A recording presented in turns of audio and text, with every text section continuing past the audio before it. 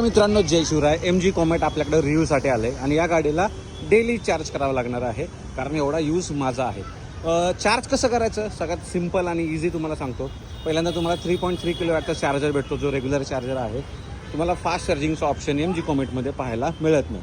17.3 किलोवॅटची battery आहे आणि charging करायचं टेक्निक खूप सिंपल आहे. चार्जिंग लीड ओपन करायचे, वन टच आहे, ठीक आहे. गन घ्या अँड ठीक आहे, इथे लावा, बटन ऑन करा, सिंपल. अँड देन गाडी लॉक करा. लॉक जर तुम्ही केली तर चार्जिंग ते गन आहे ही निघणार नाही आहे मित्रांनो. ओके, ही निघणार नाही आहे. आणि मला आता चार्जिंगचं कसं आहे, ओके, इथे तुम्हाला स्क्रीनवर समजणार आहे किती % बॅटरी चार्ज होत आहे.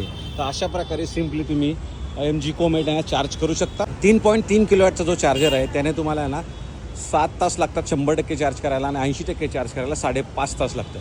230 किलोमीटरची रेंज आहे. डेली यूजसाठी परफेक्ट ही गाडी बनलेली आहे. सिटीसाठी बिंदास घेऊ शकता.